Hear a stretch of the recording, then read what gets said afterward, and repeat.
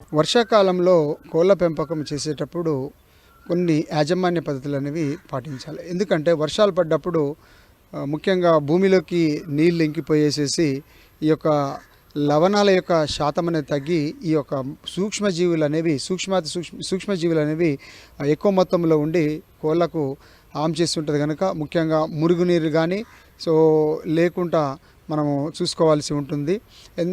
మురుగునీరు ఉన్నట్లయితే ముఖ్యంగా ఈ ఈకోలై కానీ సాల్మోనెల్లా కానీ క్లాస్ట్రీడియం అని చెప్పేసి వీటితోటి ముఖ్యంగా కోడి పిల్లల్లో కానీ కోళ్ళల్లో కానీ మరణాల శాతం అనేది సంభవిస్తుంది కనుక ఈ యొక్క ముఖ్యంగా నీటి విషయంలో తగిన జాగ్రత్తలు తీసుకోవాలి. కోడిపిల్ల దశలో ఉన్నప్పుడు ముఖ్యంగా కోళ్ళకి ఇచ్చేటువంటి నీళ్ళల్లో ఈ యొక్క వాటర్ శానిటైజర్స్ ఉంటవి.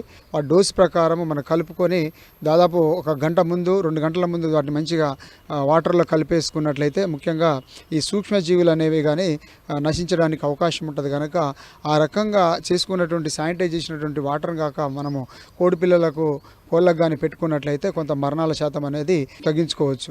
నెక్స్ట్ చూసినట్లయితే ఫీడ్ కూడా కొంత మనము ఎండాకాలంలో వస్తాలకే మనము ఈ ప్రోటీన్స్ అనేవి తగ్గించుకొని అమైనో యాసిడ్స్ తోటి బ్యాలెన్స్ చేసుకొని ఎనర్జీ లెవెల్స్లో చూసుకున్నట్లయితే మనం ఫ్యాట్ వాడుకుంటాం. కానీ ఇక్కడ వస్తాలకే మనం ఏదైతే రికమెండేషన్స్ ప్రకారం ఉంటుందో కోళ్ళకు అంటే ముఖ్యంగా గుడ్ల ఉత్పత్తి చేసేటువంటి కోళ్ళకి ఎంతవరకు ప్రోటీన్ ఇవ్వాలి, అలాగే బ్రాయిలర్ కోళ్ళను పెంచేటువంటి రైతాంగం వచ్చేసి ఎంతవరకు ప్రోటీన్ కానీ ఇటు ఎనర్జీ కానీ అమైనో యాసిడ్సే కానీ అలాగనే వైటమిన్స్ కానీ మినరల్స్ అన్నీ కూడా బ్యాలెన్స్డ్గా ఇచ్చినట్లయితే మంచి ఉత్పత్తి కానీ ఉత్పాదక శక్తి అనేది ఇటు లేయర్ కోళ్ళ నుంచి కానీ ఇటు బ్రాయిలర్ కోళ్ళ నుంచి రైతాంగం అనేది పొందుకోవడానికి అవకాశం ఉంటుంది.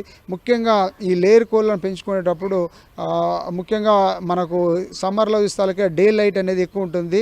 అంటే ఎక్కువ వరకు కూడా వెలుతురు అనేది ఎక్కువ అవర్స్ ఉంటుంది. కానీ 6 గంటల దాకా 6:30 దాకా ఉంటుంది. కానీ సమ్మర్లో కానీ మామూలుగా వర్షాకాలానికి వస్తాలకే ఈ డే లైట్ అనేది సమ్మర్తో పోల్చుకున్నట్లయితే అంటే వేసవికాలంతో పోల్చుకున్నట్లయితే వర్షాకాలం తక్కువ ఉంటుంది కనుక లైటింగ్ విషయంలో కూడా, ఎందుకంటే లైటింగ్ అనేది గుడ్ల ఉత్పత్తి మీద ప్రభావం చూపుతుంది. ముఖ్యంగా లేయర్ కోళ్ళ కనుక లైటింగ్ విషయంలో కూడా తగిన జాగ్రత్తలు తీసుకోవాల్సి ఉంటుంది.